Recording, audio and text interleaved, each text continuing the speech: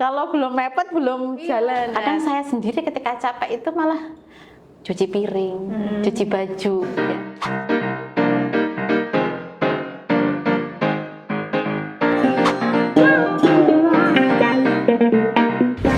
Bismillahirrahmanirrahim. Assalamualaikum warahmatullahi wabarakatuh. Kembali kita bergabung di sini bersama podcast Sahabat Konseling. Selalu ada kabar baik. Di sini seperti biasa, seperti yang kemarin kita akan membahas ini itu yang intinya kita berorientasi pada bagaimana kita membangun kesehatan mental. Di sini pada kesempatan hari ini kita Pusat Layanan Konseling bersama podcast Sahabat Konselingnya dihadiri oleh beliau Ibu Fitri panggilannya, ya, Bu Ruhaini Fitri Rahmawati. Beliau adalah salah satu dosen di Fakultas Dakwah dan Komunikasi Islam.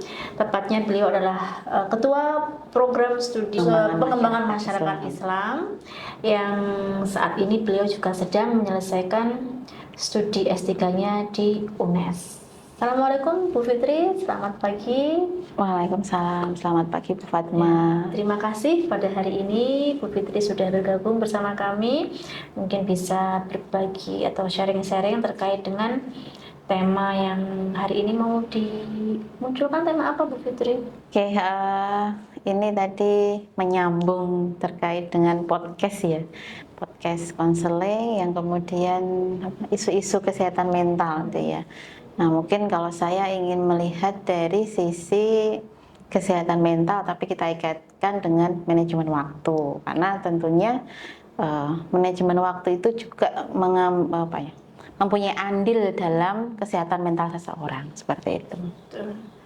Ya, jadi kabar baiknya hari ini adalah Bu Fitri mau bercerita, mau berbagi, men-sharing ilmunya, pengetahuan dan pengalamannya terkait bagaimana kita itu bisa mengembangkan kesehatan mental kita melalui keterampilan memanage waktu. Nah, ini Bu Fitri itu memang luar biasa kalau masalah manage waktu.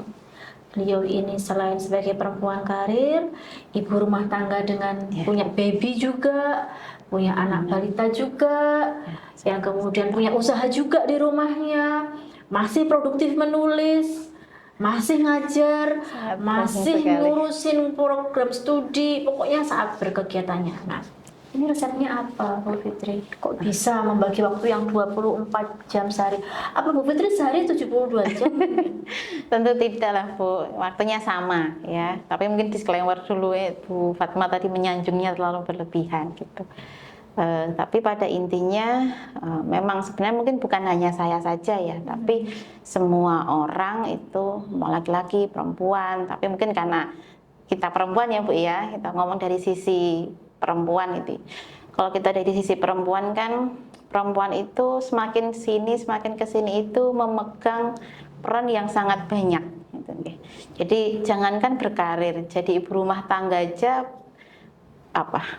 perannya atau tugasnya sudah banyak sekali. Gitu.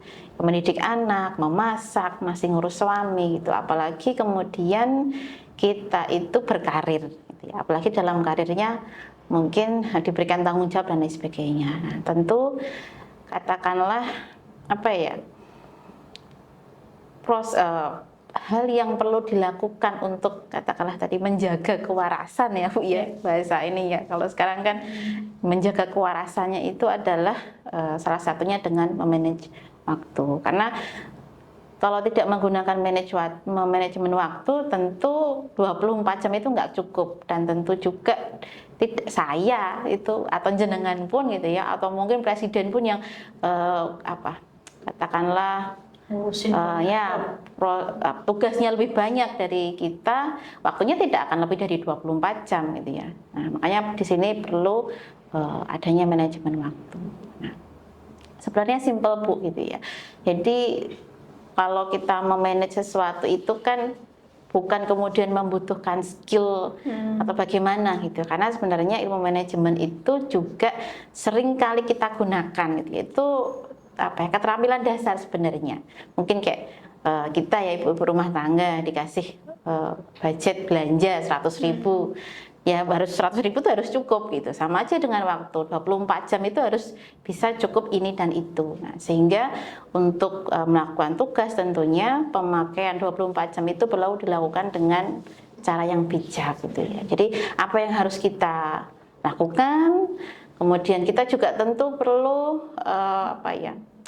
memberikan waktu ya, take time untuk kita sendiri. Nah tadi ya, jadi tugas oke, gitu, kerja oke, gitu ya, tapi juga perlu waktu untuk diri kita sendiri, entah itu, dan semua orang tentunya berbeda-beda ya Bu caranya gitu. Mungkin kalau ibu-ibu rumah tangga scroll-scroll TikTok atau Instagram barang 30 menit itu sudah apa ya, sudah cukup atau katakanlah menjadi waktu yang sangat berharga gitu.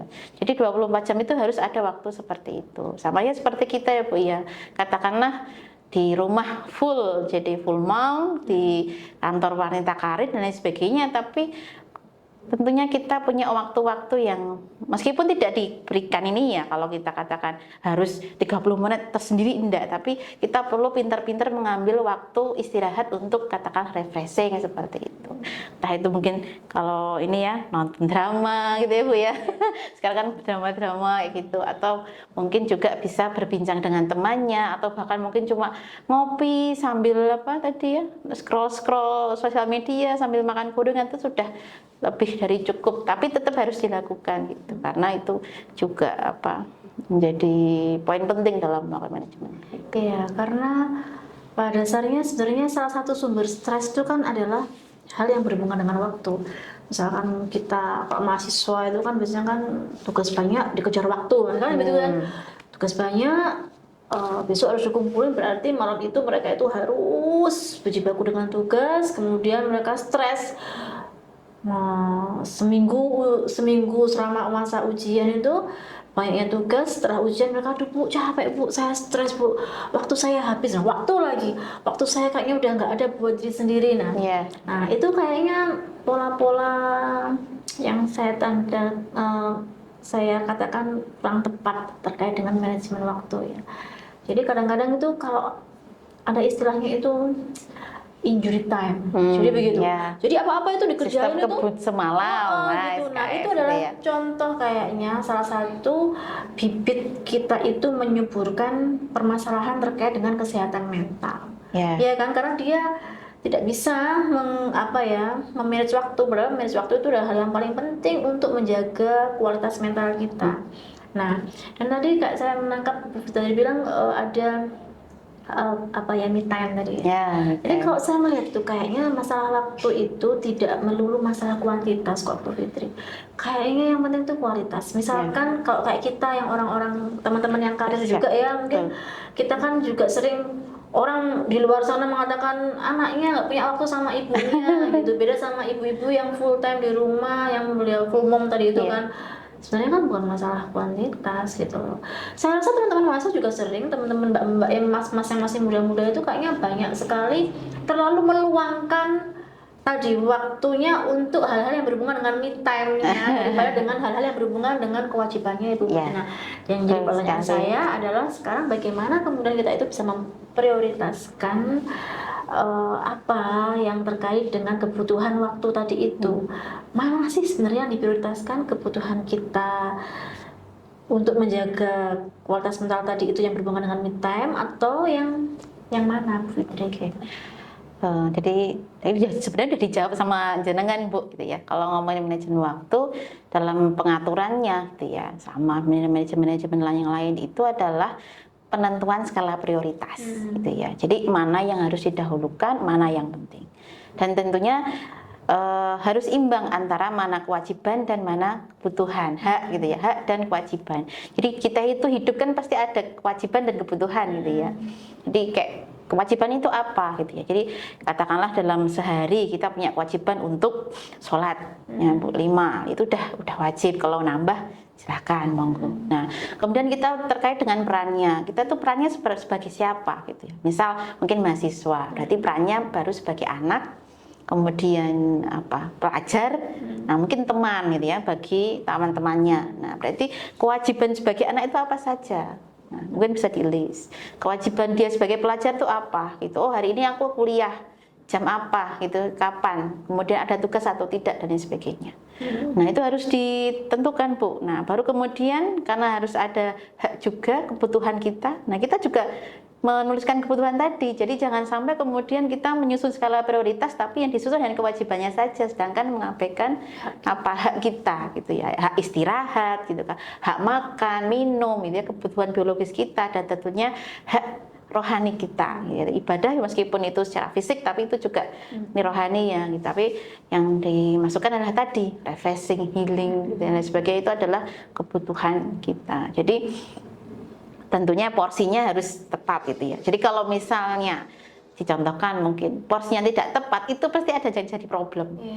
Misal kewajibannya porsinya lebih banyak gitu, otomatis stres.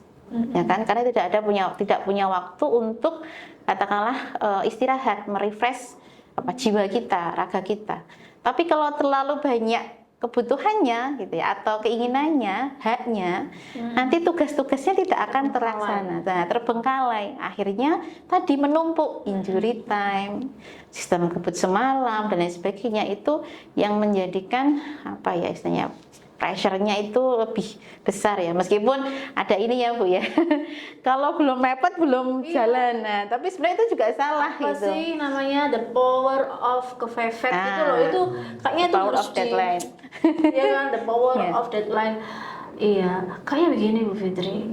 Ini juga masalah anak muda juga ya. Saya tuh sering sekali lihat di medsos itu kan, dikit-dikit mereka itu kan healing dulu gitu. Healing healing gitu. Jadi kayaknya apa ya, kita itu harus bisa merubah mindset kita, melihat kewajiban itu bukan sebagai beban. Kalau kewajiban itu bisa dinikmati, otomatis saat kita mampu menikmati itu kayaknya udah jadi media untuk healing juga kayaknya. Ya nggak sih Bu? Betul banget Bu, bahkan kata saya sudah bilang ya, healingnya orang tuh beda-beda gitu ya. Ada yang cuma ngopi gitu ya, mungkin kalau bapak-bapak itu kan duduk di depan rumah sambil ngopi, atau mungkin mainan burung gitu ya, kalau yang punya burung dan lain sebagainya. Kadang saya sendiri ketika capek itu malah cuci piring, cuci baju ya, lihat rumah bersih itu udah healing sendiri gitu loh. Kan beda ya. Jangan capek ke rumah saya. Cuci baju, cuci piring.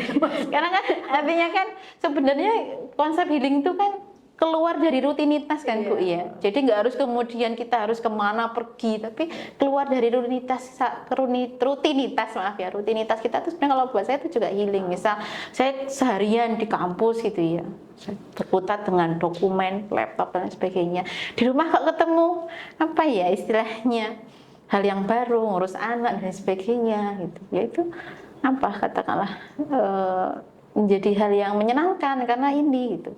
Contoh lagi seperti kita ketika pandemi ya.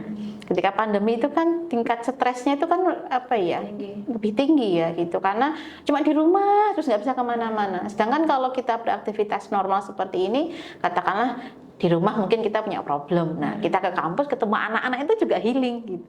Lebih dinamis. Nah, jadi tergantung kitanya juga Bu melihatnya, apakah kemudian ini suatu hal yang katakanlah menyenangkan bagi kita, atau kita menganggap bahwasannya itu adalah beban gitu ya.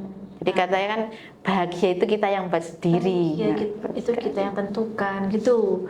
Bahagia itu kita yang tentukan. Waktu itu kita juga yang mengendalikan. Jangan mau kita yang dikendalikan oleh waktu. Betul sekali. Kita yang mengendalikan waktu gitu. Jadi waktu yang terbuang sia-sia itu kan sekarang problem Bu Fitri. Problemnya anak muda itu begitu banyaknya waktu yang terbuang sia-sia. Tapi mengatasnamakan healing tadi itu saya bilang, akhirnya hal-hal yang berhubungan dengan kewajiban tadi itu terbengkalai. Jadi benar Bu Fitri, mengejar hak harus dipastikan dulu ya, hak yang mana gitu kan. Hak itu seperti apa sih yang dikategorikan sebagai hak gitu kan. Dan terkait dengan deadline ya Bu ya. Tadi kalau tugas misalnya mahasiswa khususnya gitu ya, deadline itu bukan dosen yang menentukan sebenarnya. Kalau ngomongin kayak ini ya, manajemen waktu ya, deadline itu kita sendiri yang buat. Jadi misal deadline-nya minggu depan misalnya gitu ya, 1 minggu lagi, kamu teman-teman atau mahasiswa itu bisa mendeadline sendiri. Oh, tugas ini karena dari dosen di deadline seminggu lagi, saya mendeadline 2 hari lagi, 3 hari lagi. Ya. Nah, jadi jangan kemudian mau diatur. Nah, kembali lagi ya Bu ya. Betul. Bukannya kemudian nggak mau diatur dosennya enggak, tapi katakanlah kalau masalah waktu, karena ini kaitannya dengan diri kita sendiri, sebetulnya kita yang mampu memperkirakan mana yang kemudian baik buat kita dan lain sebagainya. Terima kasih Bu Fitri, kayaknya ini adalah salah satu konsep yang paling jitu untuk hari ini, untuk bagaimana kita menekan stres kita ya terkait apa yang berhubungan dengan ketidaktepatan. Bukan saya katakan bukan kesalahan, tapi ketidaktepatan kita dalam mengendalikan waktu. Jadi kabar baiknya hari ini adalah bahwasanya kitalah yang harus mengendalikan waktu, bukan kita yang dikendalikan oleh waktu. Dan satu lagi yang paling penting, tidak usah menunda-nunda, ya kan? Karena menunda itu adalah bagian dari kegagalan kita dalam mengendalikan waktu. Ya, betul sekali Dan Bu. kunci kesehatan mental menjaga kewarasan dengan cara kita bisa memanage waktu. Salah Terima satunya. kasih Bu Ya, Fitri sama-sama Bu untuk Fatma. sharing-sharingnya hari ini. Terima kasih juga sudah diberi kesempatan untuk Ya, sedikit sama-sama. berbagi dengan teman-teman di sana. Next time kita pasti minta Bu Fitri Insya Allah, sharing-sharing insya Allah. lagi dengan tema-tema yang lebih menarik. Terima Oke. kasih. Podcast Sahabat Konseling selalu ada kabar baik. Wassalamualaikum warahmatullahi wabarakatuh.